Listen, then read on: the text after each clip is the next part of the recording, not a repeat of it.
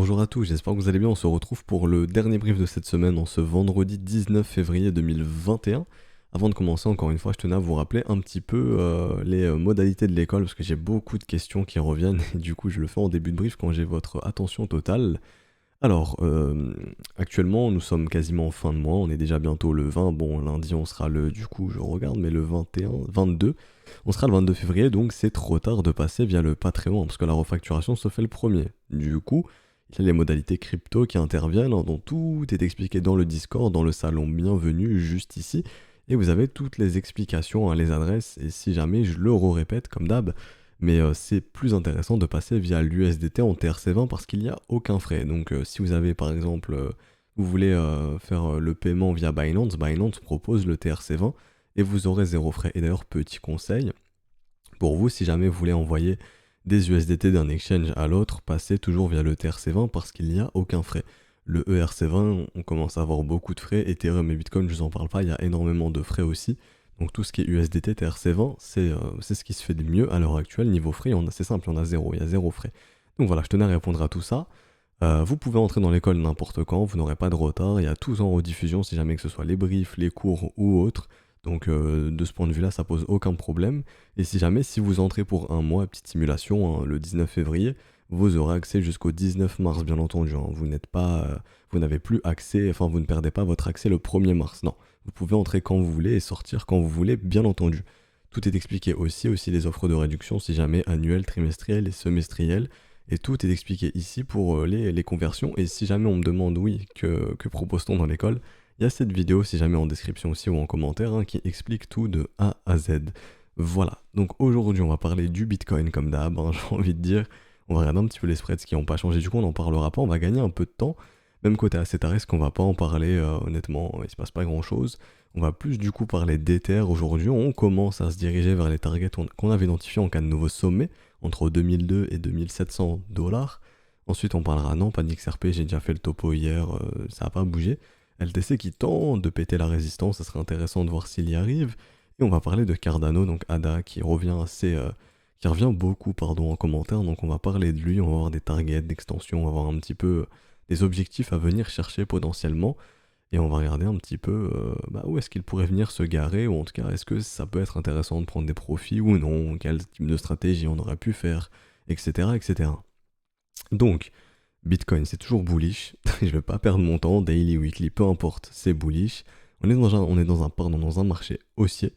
Je pense que Bitcoin a bien plus de potentiel. Pour moi, on est encore très très loin d'avoir connu l'euphorie, etc. Donc tout est bon pour Bitcoin.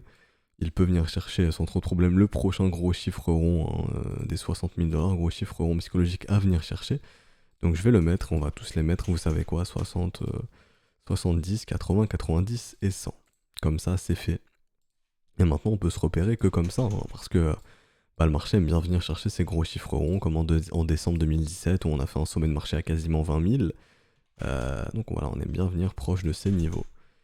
Hop, 80 000, 90, et bien entendu, le gros chiffre qu'il a, si on y vient, fera beaucoup parler de lui, les 100 000 $. Donc ça, je vais le mettre, et je vais le mettre en plus gros. Hop, comme ça, et on va grossir le truc. Voilà, donc maintenant on est venu péter les 50 000, c'est chose faite, direction les 60, simplement d'un point de vue psychologie. Et sinon on avait parlé un peu de la capitalisation, hein, donc non, c'est pas ici, c'est ici. Et ben Bitcoin va bientôt venir chercher la barre des 1000 milliards, pardon, je vais y arriver, on est tout proche. Et ensuite on viendra titiller Google, et je pense que, comme j'avais dit, hein, enfin je pense personnellement, que venir dépasser l'argent, ça ferait quand même un gros boom, parce qu'on est quand même pas dans une même, enfin, techniquement si, dans la même catégorie d'assets, qui sont les commodities, hein, donc coût de production, donc matière première, tout simplement. Et donc ça pourrait faire un gros boom de venir bouffer l'argent, de venir bouffer la capitalisation de l'argent, tout simplement. Et ensuite, voilà, il y a Amazon, Microsoft, Apple, machin. On peut pas trop comparer ça, ce sont des actions, hein, Bitcoin n'est pas une action.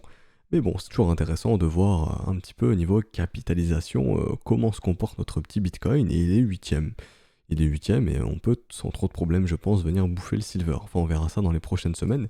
Mais tant que le marché reste bullish, c'est très très probable, et pour l'instant, on est toujours dans un marché haussier, tout simplement. Alors, En 1 heure, on avait vu un petit peu cette div s'instaurer, donc quand on parlait de momentum, de force d'un mouvement, on voyait que les bulls perdaient un peu de force, donc on avait besoin de consolider. Bah, c'est chose qui a été faite hier, même aujourd'hui on est encore en train de consolider, on latéralise. C'est simple, parce que les bulls ont du mal, Les bulls ont perdu un peu le contrôle du momentum et on leur a indiqué, bon, calmez-vous, reprenez de l'énergie et on repart. Et c'est ce qu'on a fait.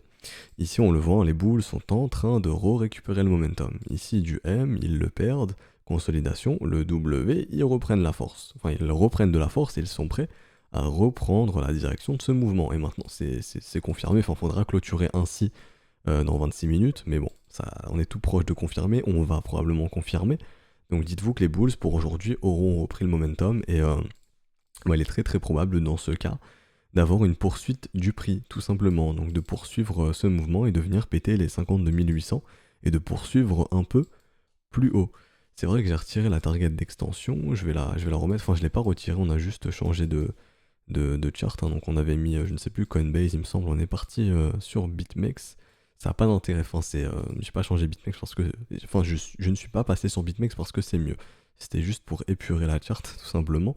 Alors ici, voilà, notre zone d'extension, donc entre les 50 000 et 55 300. Donc on peut se diriger vers les 55 000, je pense, dans les prochains jours, si le momentum reste ainsi, ok?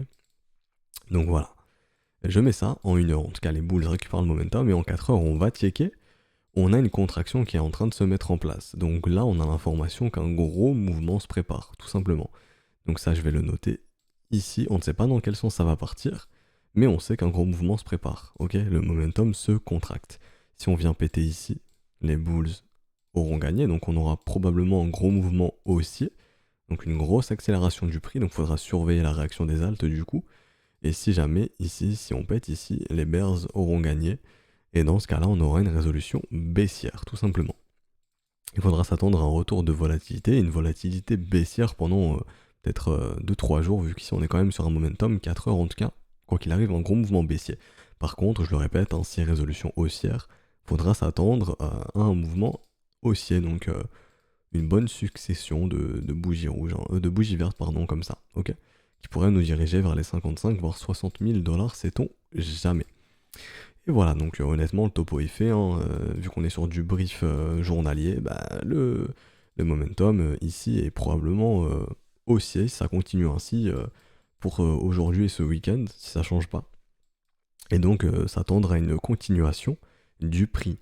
Donc voilà, le Bitcoin c'est fait, il n'y a aucun signe de sommet sur ce marché. La meilleure chose à faire à l'heure actuelle, c'est d'être holder de Bitcoin, je pense. Enfin, si vous avez des Bitcoins, le mieux actuellement c'est de les hold, si vous voulez faire plus de profit, puisqu'on est dans un marché haussier.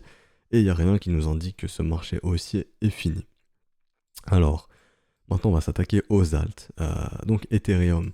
Ethereum qui se dirige vers le gros chiffre rond des 2000 $. Donc ça fera beaucoup parler de lui. Ça pourra un petit peu ouvrir les portes au grand public sur Ethereum parce que les gens ne connaissent pas tellement. En tout cas, on n'en a pas beaucoup parlé dans les médias, on a beaucoup plus parlé de Bitcoin qu'Ethereum. Donc on pourrait tout simplement connaître une accélération du prix pour l'Ether. Si jamais on vient casser les 2000, ça pourrait permettre à Ether de faire les gros titres. Et donc, on va aller sur Ethereum BTC. Et Ethereum BTC ici a confirmé, il y a incessamment sous peu quand même, une grosse structure de retournement épaule-tête-épaule inversée. Ou alors, vous pouvez aussi voir la structure qu'on aime beaucoup, donc des W dans des W ici, dans un énorme W, dans un énorme W. Donc ça, c'est très très bullish pour Ether. Ce qui indique qu'il est très très probable, dans les prochaines semaines, donc grosso modo mars, avril, mai, d'avoir un Ether qui surperforme Bitcoin comme on l'a fait en 2017. Je vais afficher ici du coup la charte de Ethereum pendant que Bitcoin ne faisait rien en mars 2017 parce que le cycle se répète. Enfin, le cycle est très très similaire à ce qu'on a fait en 2017. Donc ça c'est Ethereum, on va aller voir en 2017. Alors juste ici, hop, ça je vais retirer, on s'en fout pour le moment. Alors, c'était où? Mars 2017, c'était ici. Normalement, voilà, donc mars, baisse du Bitcoin ici, ok. Et l'Ether, lui, ne baissait pas. L'Ether augmentait, donc il était passé grosso modo. Pendant que Bitcoin baissait, il était passé de 16 $ à 46 $. Donc grosso modo, il a fait x3, quasiment. Il a fait x3, on va dire. Donc ça n'a pas empêché à Ether de faire x3. Donc sur cette période, On est bien d'accord qu'ici, en mars 2017, Ether a surperformé Bitcoin. Si Bitcoin, lui, a perdu, ici, lorsque l'ETF était rejeté en plus, de mémoire, c'est ici, hein, oui, voilà, l'ETF avait été rejeté sur Bitcoin, il avait perdu 33%. Pendant que Ether, ici, bon, bah, ça n'a pas fonctionné, parce qu'on est sur l'échelle du Bitcoin, mais voilà, il a fait quasiment x3, voire x3. Donc Ether a bien surperformé Bitcoin. Ensuite, bon, bah, de mars jusque ici, juin, ça a été la folie, que ce soit sur Ether ou Bitcoin. Buy when it's now, sell in May and go away, donc si c'était plus vent au mois de juin, du coup, sommet de marché. Ensuite, consolidation et gros mouvement pour terminer la fin d'année. Mais quoi qu'il en soit, on a bien eu ici un Ether qui a complètement explosé, les performances de Bitcoin en mars. Et ensuite, du coup, Bitcoin, lui, était passé de 900 dollars à 3000 dollars, donc un peu plus d'un fois 3, pendant qu'Ether, lui, était passé de 40 à grosso modo presque 400. Donc Ether avait aussi beaucoup mieux performé que Bitcoin. Et le cycle se répète. On est en train de faire exactement la même chose. Les structures se dessinent contre Bitcoin, donc Ether, Bitcoin devient très bullish, ce qui montre que très probablement Ether va bouffer Bitcoin au printemps, et ça jusque mai-juin si le cycle se répète. Et donc on va aller voir Ethereum BTC sur Bitrex du coup pour l'historique, en 2017. Mais ici, hop, quelle structure s'est dessinée juste ici? Un W weekly, tout simplement. Et elle s'est dessinée quand? En janvier, ici, 2016. Et ensuite, ça a vraiment été l'accélération. Attends, non, c'est pas ici. Non, c'était pas ici. Wow, mais au final, ça revient exactement au même. Hein. Mais ici, non, c'était plus ici. Donc ici, on instaure bien la structure de creux, sommet, creux ascendant. Donc le W qui se dessine quand? En février. Et ensuite, mars, avril, mai, juin, voilà. Donc buy when it's now, sell in May and go away, donc achète en hiver, le bottom se pose en hiver, le rallye se fait ici, bon, jusqu'au début juin, mais bon, voilà. Mais quoi qu'il en soit, la même structure s'est dessinée ici.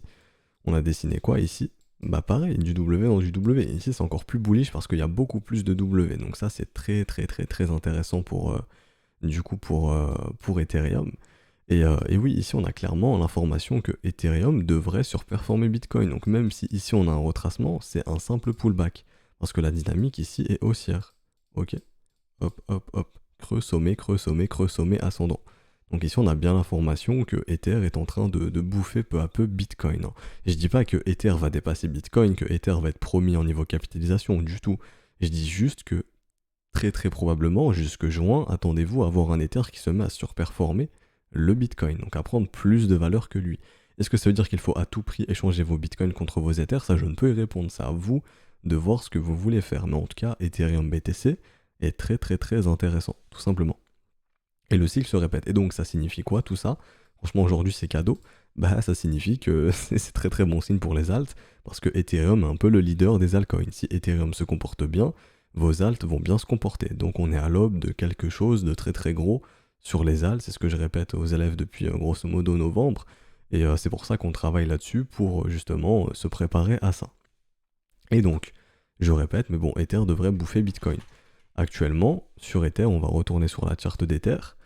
Alors, non, c'est pas cette charte ici, c'était peut-être sur du coup, peut-être Bitstamp. Non plus, j'avais utilisé quel ticker? Ah bah non, mais non, c'était pas ici. Je suis bête, c'est pas la bonne charte. Je retourne ici sur Bitcoin, je mets ici non plus. Voilà, c'était ici. Donc ETH, USD sur Bitfinex. Voilà, nickel. Donc, on va retourner en daily, on va rechecker le momentum, parce qu'en fait, ce qu'on attend sur Ethereum, c'est que les bulls récupèrent le momentum. Et donc, ce qu'on voit ici, c'est comme sur Bitcoin, on est en train d'assister à une contraction ici. Le marché est en train de se contracter, c'est en train de se dessiner, hop, hop, et quand on aura résolution de cette contraction, on aura une direction claire, un retour de volatilité soit haussier, donc il faudra s'attendre à un Ethereum qui explose, ou, enfin qui explose vers le haut, ou si une résolution baissière, un Ethereum qui se mange une énorme claque. Et donc de ce qu'on voit, pour attendre la résolution, c'est simple, c'est de venir soit péter ici, on l'a déjà dessiné, donc ça c'était pour la divergence baissière, ou de venir dessiner ici, enfin de venir péter ici, pardon. Donc ça je vais le mettre en jaune, non je voulais pas faire ça, je voulais mettre en défaut, un peu de mal ce matin, désolé, donc voilà. De mettre en jaune, donc si on vient péter ici, c'est bullish tout simplement, si on vient péter ici, c'est bear, il faudra s'attendre à un mouvement baissier. On ne peut pas savoir dans quel sens ça va partir, je ne peux pas vous dire ça va partir dans ce sens ou dans ce sens. Maintenant c'est 50-50. Avantage quand même, je pense, pour les bulls, léger avantage, pourquoi? Parce que la tendance est haussière, tout simplement.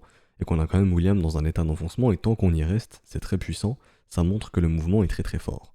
Donc ce qu'on attend maintenant pour se dire ok, pour que Ether puisse accélérer et mettre, on va dire Bitcoin il est à 30 000 tours en première et Ether il veut passer la deuxième, faut vraiment qu'on reprenne un momentum haussier sur Ethereum.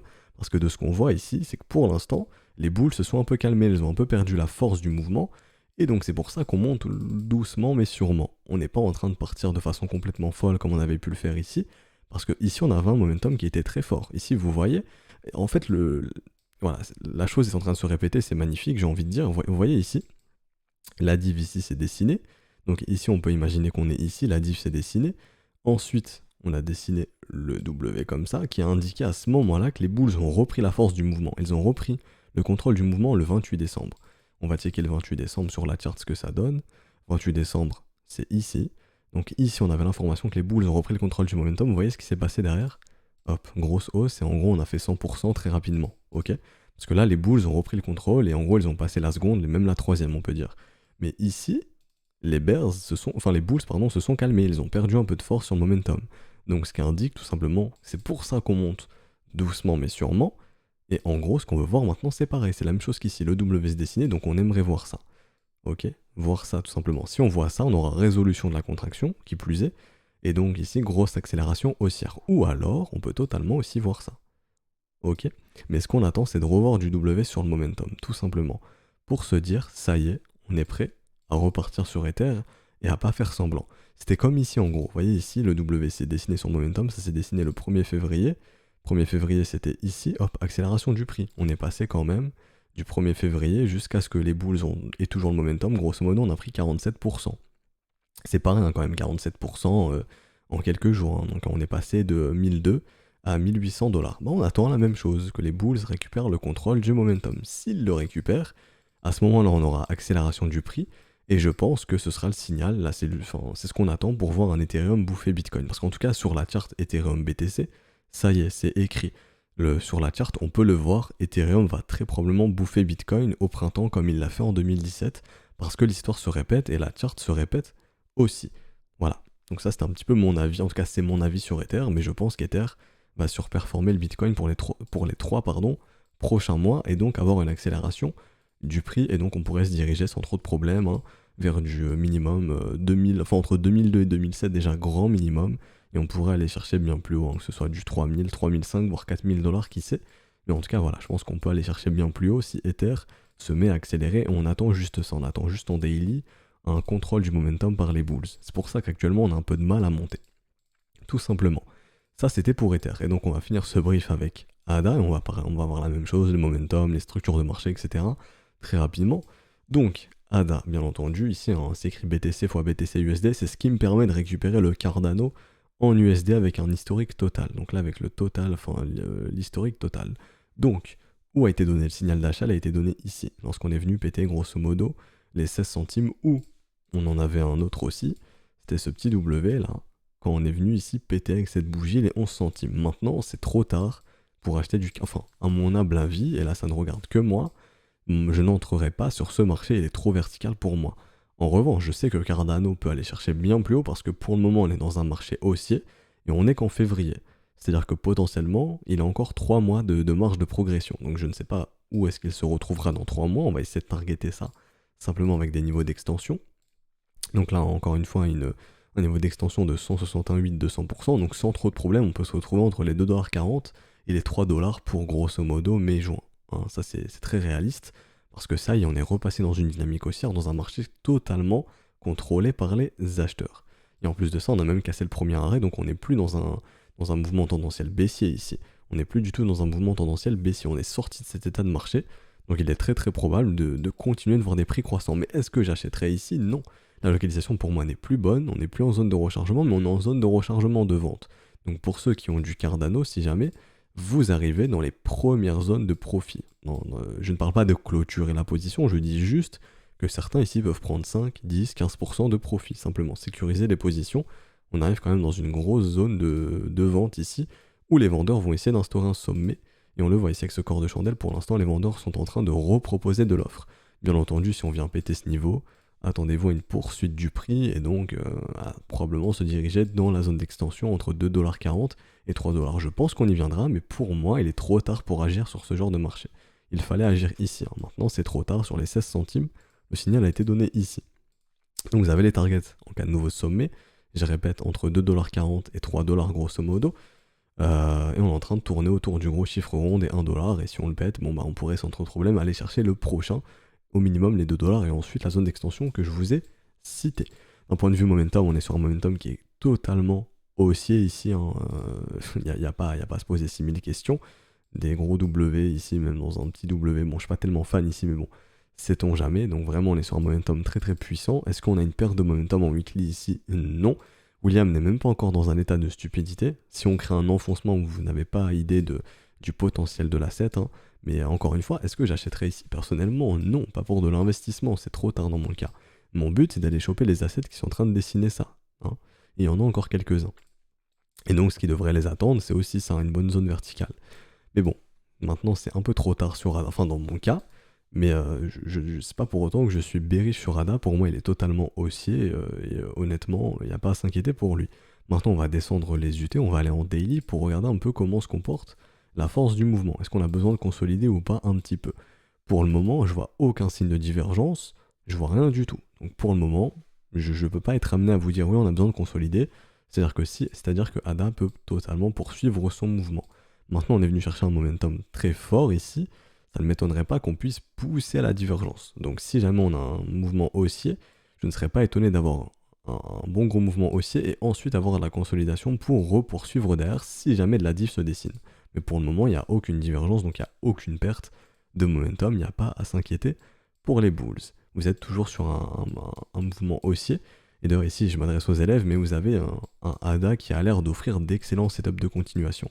Vous voyez ici toutes les consolidations à chaque fois, 1 creux, 2 creux, 3 creux, la structure boum. 1 creux, 2 creux, 3 creux, la structure boum. Donc là vraiment, on a l'air vraiment d'être sur un asset qui a un momentum très fort, enfin, en tout cas c'est le cas, et qui a l'air d'offrir de bons setups de continuation. Donc si jamais on consolide un peu ici, vous savez que potentiellement vous pouvez trouver du setup de continuation pour rider ce mouvement. Bien entendu, là je parle pas de stratégie shadow ou autre, hein, je parle seulement de pouvoir rider le mouvement. Donc voilà, je pense qu'on va s'arrêter ici. Donc le bilan sur ADA, en tout cas ce que j'en pense, c'est qu'il est haussier, il n'y a aucun problème, il peut totalement venir péter les 1,50$. Sa dernière résistance, elle est ici, c'est le gros chiffre rond des 1$. Si on casse ça, derrière c'est free ride jusqu'au minimum 1,50$, ensuite 2$ et 2,40$, entre 2,40$ et 3$. Mais est-ce que ça veut dire que j'achèterai ici? Pour ma part, non. Mon but c'est d'acheter les assets quand ils dessinent ça. Il y en a encore, donc mon but c'est de ne pas me ruer sur un asset qui a déjà fait x10 ici ou même plus, hein, bien plus. Du coup, en tout cas depuis le signal d'achat, on est à plus 442%. Mon but c'est d'aller chercher ceux qui dessinent la même chose qu'a fait ADA il y a plusieurs mois dans ce cas. Ok? Donc voilà, on va s'arrêter ici pour aujourd'hui. J'espère que ça vous aura plu. Si c'est le cas, n'hésitez pas à laisser un petit pouce bleu, à vous abonner si ce n'est pas déjà fait. On est bientôt 32 000, ça fait super plaisir. À nous rejoindre sur Discord, hein, le lien est en description dans les commentaires. Si jamais pour l'école tout est expliqué ici. Et moi je vais poursuivre avec les élèves pour chasser un petit peu des alts contre Bitcoin vu qu'on arrive bientôt dans la saison pour. Je vous souhaite un excellent week-end, on se retrouve lundi. Ciao ciao.